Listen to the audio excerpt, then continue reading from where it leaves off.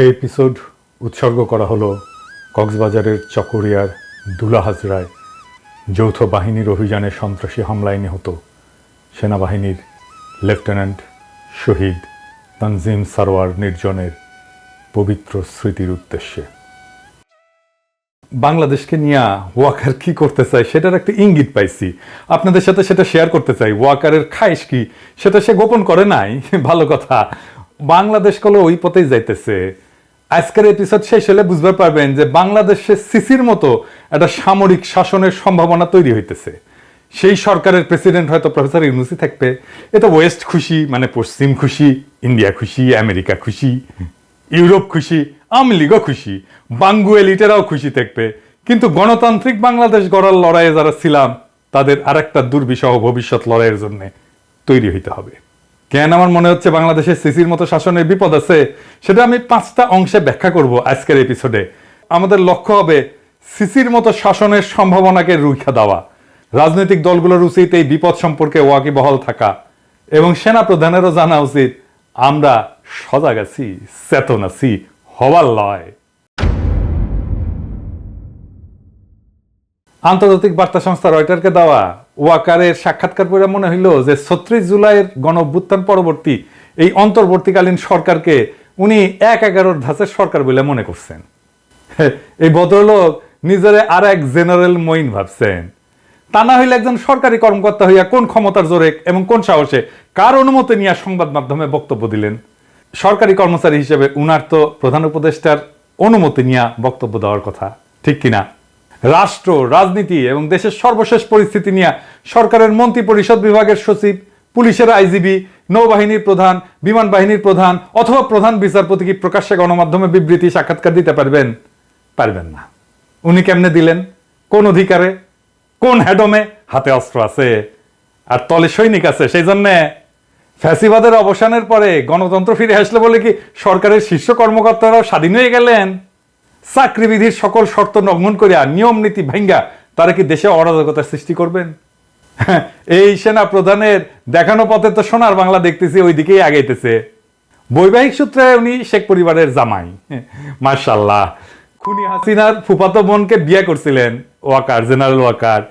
স্ত্রীকে অনুসরণ করিয়া সেনা প্রধান পতিত হাসিনাকে বড় আপা বইলা ডাকতেন আর কি, এখনো ডাকেন। হাসিনার পরিবারের জামাই হওয়ার কারণে বহু যোগ্য অফিসারকে টপকাইয়া ওয়াকারুজ্জামান দেশের সেনাপ্রধান হয়েছেন। এটা জানা কথা, আমরা সবাই জানি, তাই না? এটা একটা খারাপ নজির যা বাংলাদেশের সশস্ত্র বাহিনীর এক অগৌরব গাথা। ভুললে কিভাবে চলবে? খুনি হাসিনার একান্ত অনুগত বইলাই এই সেনা কর্মকর্তা ওয়াকার গত 15 বছর যাবৎ একে একে সবগুলা লাভজনক এবং গুরুত্বপূর্ণ পদ অতিক্রম করে সেনাপ্রধান হয়েছেন, ঠিক কিনা ওয়াকার সাহেব? কথা সত্য। এই পদ পরিক্রমায় তিনি সবসময় তার আপার দুঃশাসনের পক্ষেই কথা বলছেন। এর বিরুদ্ধে কখনো কি কোথাও একটা শব্দ উচ্চারণ করেছেন? হ্যাঁ, ওই আমলে সকল কুখ্যাত জেনারেলদের সাথে তো মিলেমিশে থাকিছেন এবং গণ অভ্যুত্থানের পরেও তাদেরকে রক্ষা করার চেষ্টা চালায় গেছেন। রাজনৈতিকভাবে ফ্যাসিজমের পক্ষে 15 বছর যাবৎ ব্যবহৃত এই সেনা কর্মকর্তা 36 জুলাই ছাত্র জনতার গণবিস্ফোরণের আগের এবং পরের অভিন্ন সেনা প্রধান, তাই তো? নাটকীয়ভাবে কি বদলে যেতে পারেন? পারেন না। বলেন দেখি, আজ রাজনৈতিক প্রভাবমুক্ত সশস্ত্র বাহিনীর মতলববাজি তত্ত্বের এই প্রবক্তা ভয়ঙ্কর স্বৈরাচারিণী খুনি হাসিনা 15 বছরের দুঃশাসন আমলে কখনো কি একবারের জন্য কোথাও এমন কিছু কইছেন? তখন সারাক্ষণই ব্যস্ত ছিলেন ওই শাসন ব্যবস্থা অব্যাহত রাখার কুৎসিত ব্রতে। তখন তিনি তার আপা কুখ্যাত প্রধানমন্ত্রীর পদতলে সশস্ত্র বাহিনীকে রাখতে কখনো আপত্তি করেন নাই। কিন্তু এখন কেন তার এতই দরকার যে গণ অভ্যুত্থান থেকে উত্থিত গণরাজনীতির প্রভাব থেকে মুক্ত থাকার জন্য? এর কারণ বোঝার জন্য আইনস্টাইন হওয়ার দরকার নাই। ফ্যাসিজমের সকল সুযোগ সুবিধায় হুষ্টপুষ্ট হওয়া এমন সকল ব্যক্তি পতিত দুঃশাসনের অভিন্ন অংশ ছিলেন। এটা আমরা ভুলে যাই নাই। জীবদ্দশায় তারা কখনোই বদলাবে না এবং বাংলাদেশে বসে সারাক্ষণই তাদের প্রভু ইন্ডিয়ার স্বার্থ রক্ষার মরণপট চেষ্টা চালায় যাবে। অব্যাহতভাবেই এসব চেষ্টা তারা চালাইতেছেন এবং এই অপচেষ্টা আরো শক্তিশালী করার জন্য বাংলাদেশ রাষ্ট্রের অর্থও এরা ব্যবহার করতেছেন। এই অফিসাররা দেশে বিদেশে নতুন এজেন্ট নিয়োগ করছেন এবং তাদের পক্ষে বয়ান বা কাহিনী তৈরি করার চেষ্টা চালাইতেছেন। হ্যাঁ, আমার পিছনে লেগে দিচ্ছেন অবশ্য অনেককেই, মাশাআল্লাহ। লাগান লাগান লাগান, দেখি কত লাগাইতে পারেন, কার কত বড় হেডম সেটা দেখা যাবে। লাগান না দেখি ওয়াকার সাহেব। দেশপ্রেমিক নাগরিকদের ভাবমূর্তি ক্ষুণ্ণ এবং ক্ষতিগ্রস্ত করার জন্য জোরে সোরে কাজও শুরু করছে। এই সমস্ত এর অশুভ ফলাফল স্বদেশবাসী অল্প কয়েকদিনের মধ্যে দেখতে পারবেন কলে। আমি কলে আগে থেকেই কয়ে রাখলাম, তবে আমার পিছনে লেগে কিছু করবে পারবে না। লাগুক না, আমি তো চাই লাগে, লাগ দেখি কত ক্ষমতা। এবার আসেন দ্বিতীয় ইস্যুতে। ওয়াকার সাহেব ঘোষণা করলেন আগামী 18 মাসের মধ্যে সাধারণ নির্বাচন অনুষ্ঠিত হওয়া উচিত। বাহ, ভালো কথা। বাংলাদেশ সেনাবাহিনীর মাঝারি মানের এই অফিসার এককভাবে নিজের মতামত দিচ্ছেন বলে দেশপ্রেমিক তরুণ অফিসার এবং সৈনিকেরা কিন্তু মনে করে না। তরুণ অফিসার এবং সৈনিকেরা ওনারা আদ্যপান্ত জানেন, তাই মনে করেন ইন্ডিয়ার কুখ্যাত গোয়েন্দা সংস্থা র অথবা খুনি হাসিনার মতো কেউ তাকে পেছন থেকে নাচাইতেছে। আর একটা হইতে পারে উনি সবকিছু নায়ক হিসেবে নিজেকে জাহির করার লোভ সামলাইতে ব্যর্থ হইতেছেন, নাকি লোকটা নিজেকে জাতির সামনে একজন বিশ্বস্ত এবং গুরুত্বপূর্ণ ব্যক্তি হিসেবে আত্মপ্রকাশের চেষ্টা করতেছেন। ওই সাক্ষাৎকারটা যদি আপনারা পর্যালোচনা করেন নিবিড়ভাবে, তাহলে জরুরি কয়েকটা উপাদান কিন্তু পাওয়া যাবে। কি কি? 1 নাম্বার, সশস্ত্র বাহিনীর কর্তৃত্ব প্রেসিডেন্টের হাতে রাখার দাবি তুলে বলছেন তারা রাজনীতি থেকে দূরত্ব বজায় রাখতে চায়। এইটা সীমা লঙ্ঘনকারী, অনভিপ্রেত এবং বেআইনি এরকম প্রস্তাবের চাইতে রাজনীতি করার বড় দৃষ্টান্ত আর কি হইতে পারে? কারণ তিনি সহ একজনও সেনাপ্রধান বা চাকরিতে নিয়োজিত জেনারেল জঘন্য স্বৈরাচারিণী শেখ হাসিনার শাসনামলে অনির্বাচিত অবৈধ প্রধানমন্ত্রীর কর্তৃত্বের বাইরে যাইতে চাননি। চাইছেন কি ওয়াকার সাহেব? চান নাই। এখন কেন যাইতে চাইতেছেন প্রধান উপদেষ্টার বাইরে? তখন কি তাদেরকেও প্রতিরক্ষা বাহিনীকে রাষ্ট্রপতির কর্তৃত্বে রাখার কথা বলছিলেন? আজ এটা বলার রাজনীতি বিরোধী এবং গণস্বার্থ বিরোধী রাজনীতি। আপনি রাজনীতি করতেছেন ওয়াকার সাহেব। 2 নাম্বার, অন্তর্বর্তীকালীন সরকার যখন বলছে আগে সংস্কার পরে নির্বাচন, সেখানে সেনাপ্রধান এককভাবে 18 মাসের মধ্যে জাতীয় নির্বাচন অনুষ্ঠানে ঘোষণা করে দিলেন কিভাবে? এটা কি রাজনীতি করা না?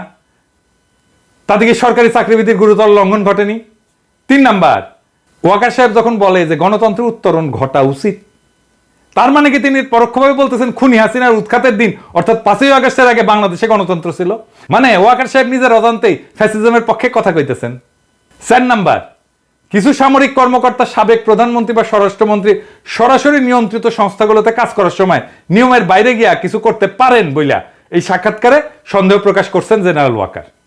ওয়াকার সাহেব মস্করা করেন আমাদের সাথে, হ্যাঁ, যেখানে সারা দেশের মানুষ নিশ্চিতভাবে জানে এই সকল সংস্থার দায়িত্ব পালনকারী শীর্ষ ব্যক্তি সহ অনেক অফিসারই নিয়মিতভাবে গুম, খুন, দস্যুবৃত্তির মতো ভয়াবহ বেআইনি কাজে জড়িত ছিলেন। 5 নাম্বার, প্রধান উপদেষ্টা জাতিসংঘের সাধারণ পরিষদের অধিবেশনে যোগদানের উদ্দেশ্যে রওনা হওয়ার সময়ের সাথে সাথে মিলায় প্রকাশিত হইল সেনা প্রধানের এই সাক্ষাৎকার। আর এতে দেখা যাচ্ছে যে লোকটা পরিপূর্ণভাবে ইন্ডিয়ান রাজনৈতিক অভিসন্ধির প্রতি সাই দিয়া নির্বাচনের সময়সূচি ব্যক্ত করতেছেন এবং পতিত সরকারপন্থী জেনারেলদের কিছু শর্ত অন্তর্বর্তীকালীন সরকারের সামনে তুলে ধরতেছেন। চাকরিবিধি লঙ্ঘন করে এমন ঔদ্ধত্যপূর্ণ আচরণের জন্য সেনা প্রধানের বিরুদ্ধে ডক্টর মোহাম্মদ ইউনূস কি কোনো শাস্তিমূলক ব্যবস্থা গ্রহণ করবেন? হ্যাঁ, পারবেন না উনি করতে। সেই জন্য আমি মনে করি যদি সেটা না করেন তাহলে তাকে এখন থেকে এই সমস্ত গণবিরোধী জেনারেলদের শর্তেই দেশ পরিচালনা করতে হবে। আমার প্রফেসর ইউনূসকে নিয়ে এইটা সবচেয়ে বড় অভিযোগ। কেন এটা আমি আবার বলবো, আবার আরো ব্যাখ্যা করে বলবো যে প্রফেসর ইউনূস সেনাবাহিনীর এই দুর্বৃত্তগুলো ইচ্ছা অনুসারে দেশ চালাইতেছে।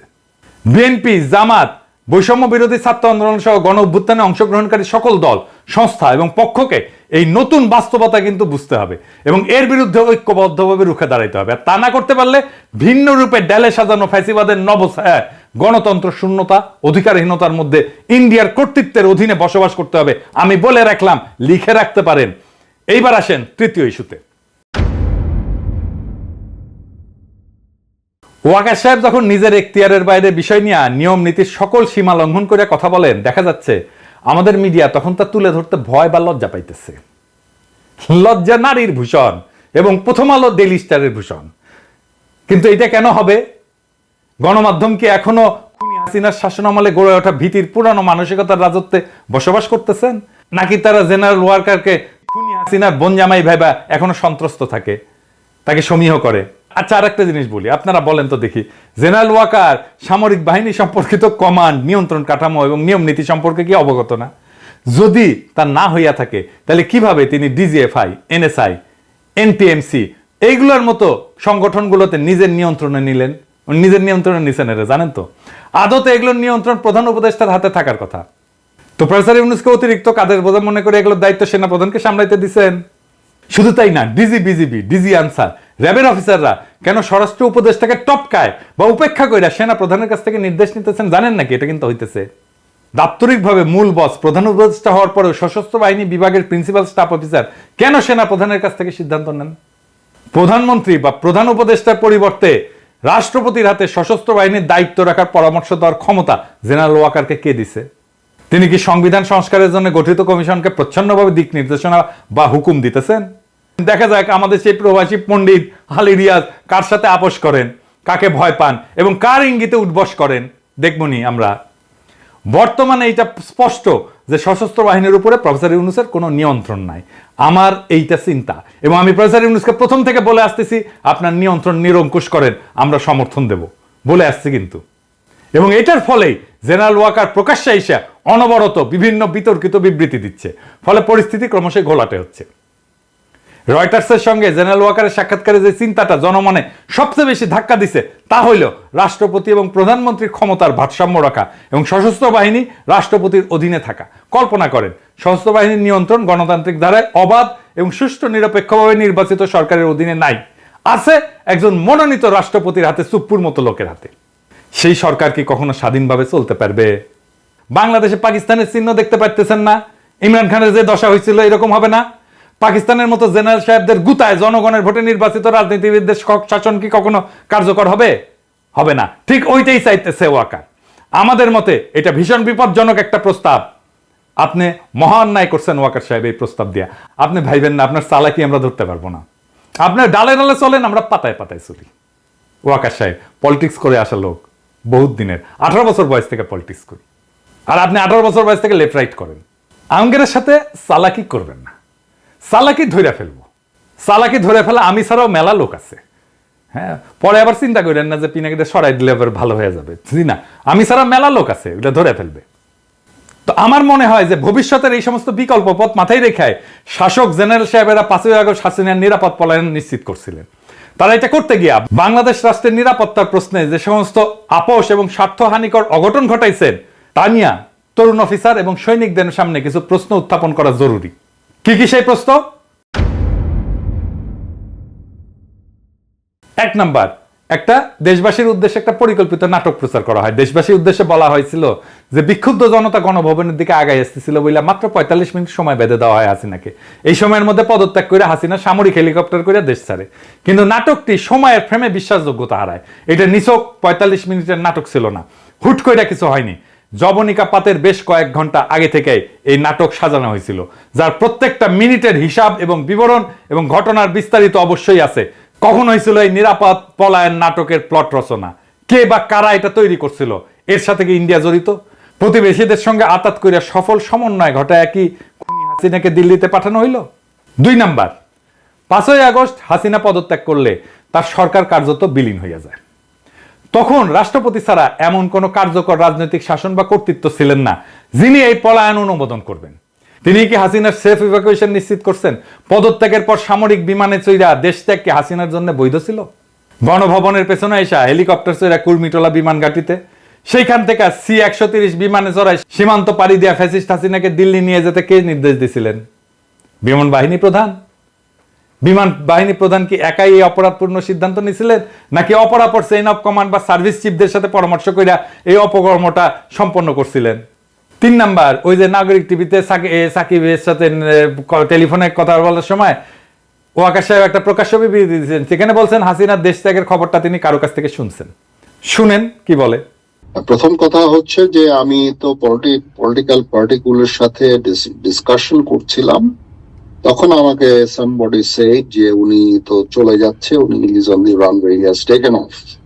জি, তো এটা আমি জানতাম না যে that she is living the country. কি কইল শুনলেন তো? সেই সময়টাতে নাকি তিনি সকল রাজনৈতিক দলের নেতা, ছাত্র নেতা এবং নাগরিক সমাজের ব্যক্তিদের সাথে সেনা সদরে ছিলেন।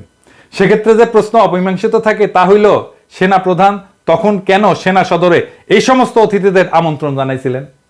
4 নাম্বার, বাংলাদেশ বেসামরিক বিমান চলাচল কর্তৃপক্ষ কি খুনি হাসিনার ইন্ডিয়া যাওয়ার ফ্লাইট ক্লিয়ারেন্স ছাড়পত্র পাইছিল? যদি না পাইয়া থাকে তাহলে খুনি পালালো কার সহায়তায়? পলায়নরত স্বৈরাচারিণীর বিমানের ট্রান্সপন্ডার কেন বাংলাদেশের আকাশ সীমা অতিক্রম করা পর্যন্ত বন্ধ রাখা হয়েছিল? এতে কি ওই বিমানে থাকা সকল যাত্রীর জীবন বিপন্ন হওয়ার হুমকির মধ্যে ছিল না? 5 নাম্বার, ফ্লাইটে হাসিনার সঙ্গে আর কে কে ছিল? ওই আরোহী তালিকা কোথায়? ক্রু কারা ছিল? এসএসএফ এর পিজিআর এর কোন সদস্যরা খুনির সঙ্গে উঠছিল? ওই বিমানে থাকা সব যাত্রী কি বৈধ ভিসা ছিল? 6 নাম্বার, পালানোর নিরাপদ পথ তৈরি করে দিতে ইন্ডিয়ার সঙ্গে যোগাযোগটা কে করে দিছিল? এই আলোচনার মধ্যস্থতা কে করছিল? খুনি হাসিনার নিরাপদ পালানোর বিষয়ে রাজনৈতিক দলের নেতা, ছাত্র নেতা এবং নাগরিক সমাজের কর্তা ব্যক্তিদের মধ্যে কারা সম্মতি দিছিল? আমরা মনে করি এই প্রশ্নগুলোর উত্তর জানা খুবই গুরুত্বপূর্ণ কর্তব্য।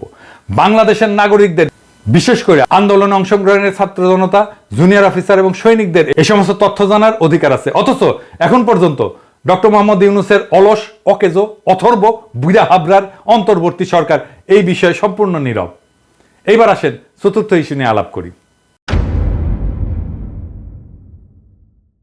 সেনাবাহিনী কি মাতৃভূমি রক্ষা করতে প্রস্তুত? দেশে বড় যে কারণ দেশবাসীর চোখের আড়ালে রাখা হইতেছে তা হইল বাংলাদেশের সীমান্ত এখনো অস্থিতিশীল। সীমান্তের ঠিক ওপারে আরাকান আর্মি এবং মিয়ানমার সরকারি বাহিনীর মধ্যে লড়াই চলমান। রোহিঙ্গারা এখনো নিজের ভূখণ্ডে নির্যাতিত। আজও তাদের দেশ থেকে বাধ্য করা হচ্ছে। আরো শরণার্থী আমাদের দেশের দিকে ঠেলে দেওয়ার অপচেষ্টা অব্যাহত আছে। এই সুযোগে কুকি চীনরা বেশ সক্রিয় হয়েছে। ইন্ডিয়ার মণিপুর, মিজোরাম এবং বার্মার চীন রাজ্যের স্বগোত্রীয়রা আতাতে আমাদের পার্বত্য চট্টগ্রামের বিশাল একটি অংশ নিজেদের বলে দাবি করতেছে।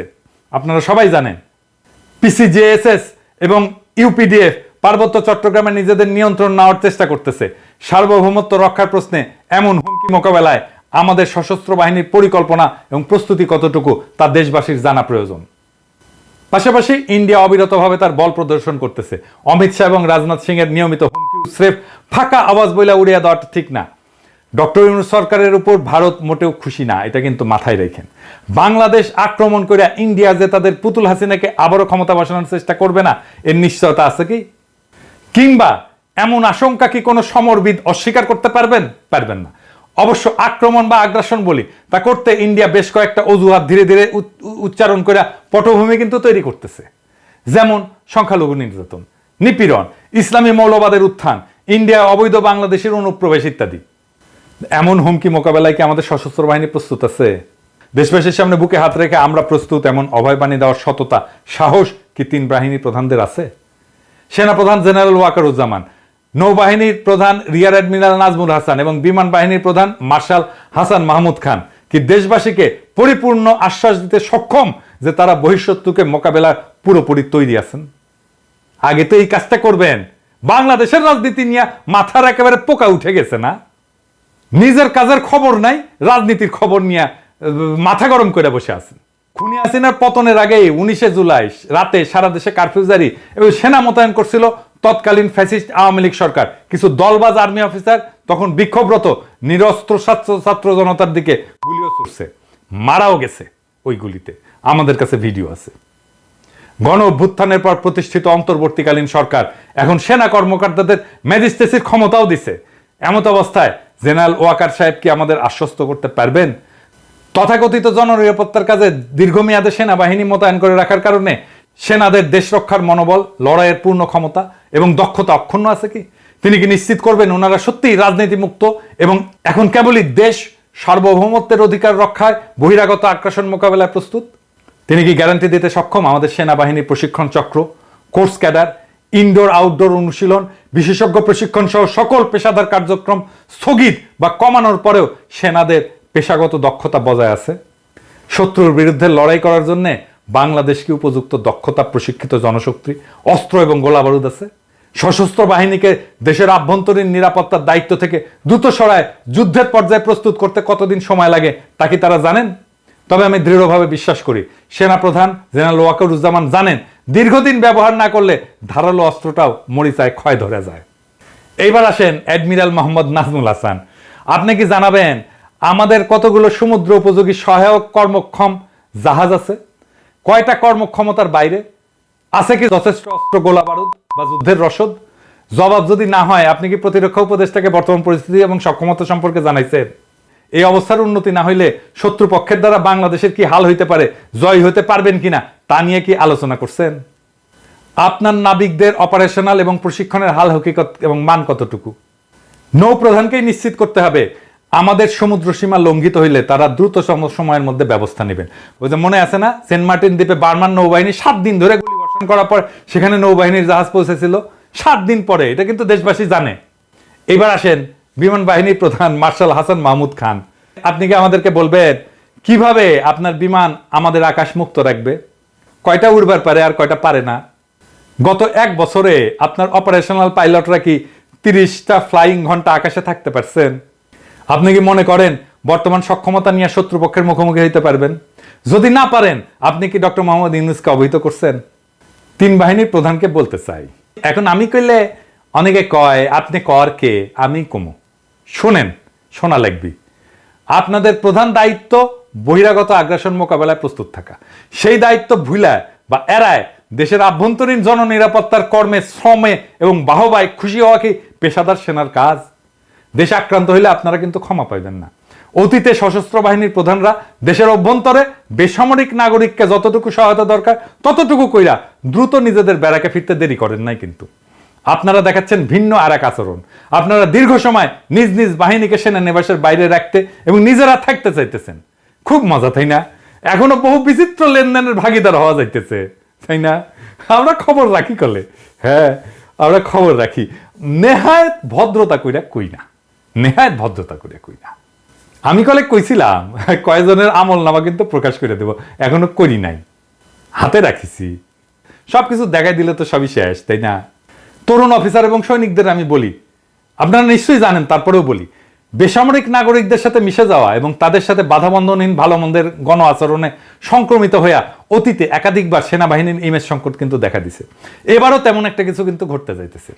অকার্যকর পুলিশে অজুহাত ব্যবহার করা হইতেছে সেনাবাহিনীকে অনির্দিষ্টকালের জন্য মোতায়েন রাখার অভিপ্রায় থেকে, যা মেনে নেওয়া কিন্তু যায় না। আমরা মনে করি খুনিরা আড়ালে আছে বলে পুলিশ এখনো ভীত। খুনি শেখ হাসিনার শাসনামলে ইন্ডিয়ার শিকড় কতটা বিস্তৃত হয়েছিল পুলিশ বাহিনীর সকল সদস্যই সেটা জানতেন। আমরা মনে করি তারা সেটা নিয়েও বিচলিত। যতদিন দেশের অভ্যন্তরে জননিরাপত্তার কাজে সেনাবাহিনী মোতায়েন থাকবে ততদিন পুলিশ নিজের পায়ে দাঁড়াইতে পারবে না, তারা গা ছাড়া দিয়া থাকবে। তারা একটু গুছায় ওঠা মাত্রই সেনাবাহিনীকে নিজেদের কাজে ফিরাই নিয়ে যেতে হবে। আমরা পুলিশকে মোটিভেট করব আসার জন্য, পুলিশের মনোবল বাড়াবো। দরকার হইলে সেনা প্রত্যাহার করা হলে পুলিশ ঠিকই অ্যাকশনে যেতে পারবে। ভাবসাব দেখে মনে হইতেছে অন্তর্বর্তীকালীন সরকার সেনাবাহিনীকে মাঠে রেখা বেশ খুশ মেজাজে আছে। তারা হয়তো চাইতেছে দেশরক্ষা বাহিনীর সমাজ রাজনীতির বিভিন্ন নোংরা আবর্জনা এবং জঞ্জালের মধ্যে জড়ায় সরকারকে কলঙ্ক মুক্ত রাখবে। আহারে, এই হইতেছে প্রফেসর ইউনূসের সরকারের বুদ্ধি।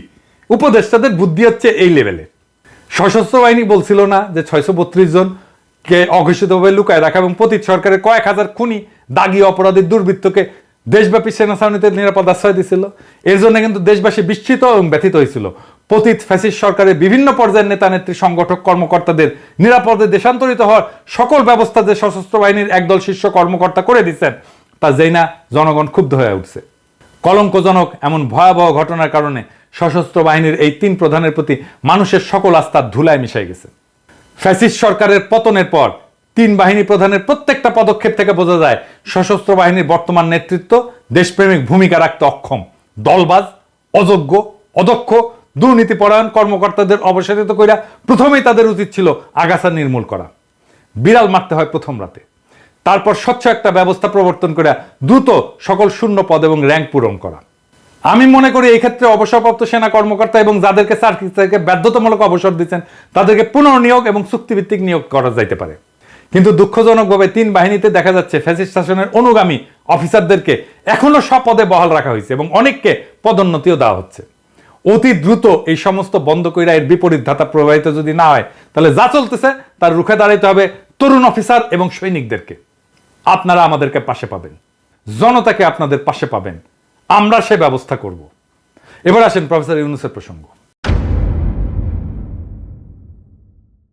জাতিসংঘের সাধারণ পরিষদের বক্তৃতায় প্রফেসর ইউনূস গণ অভ্যুত্থানে সশস্ত্র বাহিনীর ভূমিকাকে অতিরঞ্জিত এবং ভুলভাবে উপস্থাপন করে একে যতই মহিমান্বিত করার চেষ্টা করেন না কেন, তা যে দেশের গণতন্ত্রায়নের জন্য আত্মঘাতী হচ্ছে তা মানুষ অচিরেই বুঝতে পারবে। প্রফেসর ইউনূসের এটা একটা দোষ, বড় দোষ। এই যে ছাত্রদেরকে মাথায় তুললো, এখন সেনাবাহিনীকে মাথায় তুলছে, যার হাতে শক্তি তারই মাথায় তোলে, বুঝছেন? এটা সমস্যা না? আরে নেতা সে, তারে মাথায় তুলছে মানুষ, সে আর একজনকে মাথায় তুলতেছে যা দেখে কার হাতে শক্তি আছে। ও ওর হাতে শক্তি, ছাত্রদের হাতে, ছাত্রের মাথায় তোলো। ও সেনাবাহিনীর হাতে অস্ত্র আছে, সেনাবাহিনীর মাথায় তোলো। এরপরে দেখবে র্যাবের হাতে আসছে, র্যাবের মাথায় তোলো। এই করতে থাকবে। 12 বছর দীর্ঘ গণ আন্দোলন, সংগঠন, ব্যাপক আত্মত্যাগ এবং ভয়াবহ দমন পীড়নের মধ্যেও আন্দোলনকে অব্যাহত রাখা এবং পরিচালনাকারী রাজনৈতিক শক্তির ভূমিকাকে খাটো করার মানসিকতা, এটা আমি বলবো এটা হীন মতলববাজি প্রসূত। খুনি হাসিনার অনুগ্রহ উপভোগকারী প্রতিবেশী রাষ্ট্রের প্রতি অনুগত রাজনৈতিকভাবে অসৎ গুটি কয়েক শীর্ষ সামরিক কর্মকর্তা অর্থাৎ অশুভ এই শক্তির প্রতি আনুগত্য প্রদর্শন ছাড়া এমন বক্তব্যের ভিতরে অন্য কোনো সারবত্তা নাই। প্রফেসর ইউনূস সশস্ত্র বাহিনীর ক্ষমতা তার পিছনে সংগঠিত কইরা দেশের চলমান অরাজনৈতিক শাসন ব্যবস্থা যে দীর্ঘায়িত করতে চাইতেছেন সেই ইঙ্গিত মিথ্যা দিয়া সত্য গোপন করার এই বক্তব্যের মধ্যে লুকায় আছে। ডক্টর মোহাম্মদ ইউনূসকে বুঝতে হবে আমরা কেন ইন্ডিয়ার আগ্রাসনের হুমকির কথা তুলছি। প্রতিবেশীদের প্রতি নতজানু বাংলাদেশের সশস্ত্র বাহিনীর বর্তমান নেতৃত্ব আত্মসমর্পণের পথ বাইছে নেবে। এরা পরিশ্রমকে ভয় পায়, এরা শত্রুকে মোকাবেলা করতে চায় না, মালগুলা নানা সুযোগ সুবিধার দুর্নীতিতে আকণ্ঠ ডুবে গেছে। এই জন্য এরা দেশকে পুনরায় প্রতিবেশীদের কোমল বা প্রচ্ছন্ন নিয়ন্ত্রণের আওতাধীন করে ফেলবে এবং ইসলাম বিদ্বেষী পশ্চিমা সেকুলারিজমের তত্ত্বের ছায় পুনর্বাসিত হবে নব্য আওয়ামী লীগ। বিনিময়ে আপনাকে হয়তো ঘুষ হিসেবে দেওয়া হবে প্রফেসর ইউনূস দেশ শাসন এবং কর্তৃত্বের দীর্ঘস্থায়ী স্বাদ। প্রধান উপদেষ্টা যদি না জানেন এটা তার ব্যর্থতা। সশস্ত্র বাহিনীতে ফ্যাসিস্ট আওয়ামী লীগের স্বার্থ সংশ্লিষ্ট কর্মকর্তারা শপথে অটুট, অক্ষত এবং অক্ষুণ্ণ অবস্থায় আছে। এক একটা দিন যাচ্ছে আর জেনারেল ওয়াকার নিজের কর্তৃত্ব সুসংহত করতেছেন। যদিও দেশে বিদেশে প্রভাব প্রতিপত্তি ডক্টর মোহাম্মদ ইউনূসের ধারে কাছেও নাই ওয়াকারের, তবে শাসক হিসেবে এই সরকার প্রধানের ব্যক্তিত্বে যে বড় ধরনের সমস্যা আছে তা উনার গত 8 সপ্তাহের শাসনে কিন্তু বোঝা গেছে। আরো উপলব্ধি করা গেছে যে সেনা নেতৃত্বের দিকে ঝুঁকে পড়া উনার শাসন বেশ নড়বড়ে এবং ভঙ্গুরি থাকবে, যা বাংলাদেশকে স্থিতিশীলতা দিতে পারবে না। আর সেটাই ইন্ডিয়ার চাওয়া। এমন আয়োজনকে তার ধরে রাখতে তারা সমর্থন যোগাবে। এমন পরিস্থিতি দীর্ঘদিন বিদ্যমান থাকলে জেনারেল এরশাদের মতো একটা নিকৃষ্ট ইন্ডিয়ান এজেন্টকে ক্ষমতায় বসাইতে প্রতিবেশীদের খুব একটা বেগ পাইতে হবে না। দেখেন না কিছু পাবলিক তো আছে এখন ওয়াকার করে জিন্দাবাদ দেয়, যেহেতু হাতে বন্দুক আছে। ওয়াকার নাকি বহুত কিছু করিছে হাসিনা সরার জন্য, খেয়ালই নাই ওই হাসিনা ওর আপা। তো এইরকম করে ক্ষমতা দখল করে উপরন্ত তার পেছনে পশ্চিমাদের সমর্থন জুটাই ফেলতে পারবে। জনধিকৃত হাসিনাকে যদি 15 বছর ক্ষমতায় রাখা যায় তাহলে একজন মধ্যম মানের জেনারেলকে দিয়ে পরবর্তী 10 বছর বাংলাদেশ শাসন করা যাবে না কেন? এটা ভাববো কেন? জেনারেল এরশাদ তো 9 বছর শাসন আমলে যেভাবে আওয়ামী লীগ সহ অন্যান্য কিছু বিশেষ দলের সমর্থন পাইছিলেন সেভাবে জেনারেল ওয়াকার যে সহায়তা পাইতে পারেন সেটার আলামত ইতিমধ্যে বাংলাদেশের রাজনীতিতে উকি দিচ্ছে। আপনি তো দেখেন আমার কমেন্ট বক্সে যদি জেনারেল ওয়াকারকে কিছু কয় তাইলে এসে ঝেপে পড়ে কিছু লোক, দেখেছেন? এরশাদ দল করেছিল, ওয়াকারও দল করে ফেলবি। আর প্রফেসর ইউনূস আপনি কিন্তু মাথায় রেখেন আপনার সাথে ইন্ডিয়ার যদি কোনো ঝামেলা হয় আমেরিকা কিন্তু আপনার পক্ষ নিয়ে আগে আসবে না। আপনার বড় বন্ধু হওয়া সত্ত্বেও মার্কিনের পিছু উঠবে, যেভাবে গত জানুয়ারিতে জাতীয় সংসদ নির্বাচনকালে চূড়ান্ত দুঃসময়ে বাংলাদেশকে পরিত্যাগ করছিল তারা। অন্তর্বর্তীকালীন সরকার প্রধানের ব্যক্তিত্বহীনতার মাত্র 8 সপ্তাহের ব্যবধানে সেনা প্রধানের সবচেয়ে বড় দুর্বলতায় পরিণত হয়েছে তার মূল শক্তিতে। জেনারেল ওয়াকারের 2টা ভিন্ন পরিচয় তাকে অদ্ভুত এক সামর্থ্য যোগাইতেছে। একাধারে তিনি সেনাপ্রধান এবং খুনি হাসিনা পরিবারের জামাতা। এটাই বাংলাদেশের এই মুহূর্তে সবচেয়ে বড় ট্র্যাজেডি। ডক্টর মোহাম্মদ ইউনূসের সরকার ইন্ডিয়াকে তোষামত করতেছে আর সেনাপ্রধান পদে বসে আছে তাদেরই এক এজেন্ট, আর প্রেসিডেন্ট হয়ে বসে আছে আর এক হাসিনা নির্বাচিত লোক সুপ্পু। গণ অভ্যুত্থান সংগঠনকারী এবং পরিচালনাকারী এবং নেতৃত্ব প্রদানকারী বিশাল আত্মত্যাগে মহিয়ান ছাত্র জনতা সহ সকল আন্দোলনকারী রাজনৈতিক শক্তির সঙ্গে সহায়তা না কইরা ডক্টর মোহাম্মদ ইউনূস আজ ব্যাপকভাবে দুর্নীতিগ্রস্ত সেনা নেতৃত্বের সঙ্গে আঁতাত করেছেন। ঘাতকদের একটা অংশের পক্ষ নিচ্ছেন এবং পতিতদের রাজনৈতিক স্বার্থ দেখিচ্ছেন। হ্যাঁ, প্রফেসর ইউনূস এটা আমি আগে বলি নাই, কিন্তু আজ বলতে বাধ্য হতেছি। কিন্তু দীর্ঘ 15 বছর ধরে চলমান দেশবাসীর গণতন্ত্র, ভোটাধিকার এবং মৌলিক মানবাধিকার সংগ্রামে আপনি কিন্তু একটা বিবৃতি দিয়ে কখনো পক্ষে দাঁড়ান নাই, একটা গুম, খুন, মিথ্যা মামলার প্রতিবাদ করেন নাই, শুধু আপনার নিজের স্বার্থের এবং কষ্টের কথা বলছেন।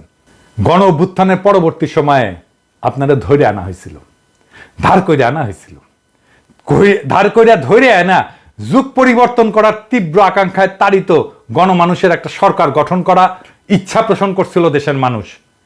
কিন্তু এই সরকার বিপ্লবের আকাঙ্ক্ষাকে ধারণ করতে পারে না, সরকারও পরিচালনা করতে পারে না। এইটা প্রমাণিত হয়েছে। আজ বাংলাদেশের ইতিহাসের ঘটমান বেদনাদায়ক এবং করুণ কাহিনীর সাক্ষী হওয়া একজন মানুষ হিসাবে আমাদের বারে বারে জনপ্রিয় একটা প্রবচনের কথা মনে পড়তেছে, তোলা দুধে পোলা বাসে না।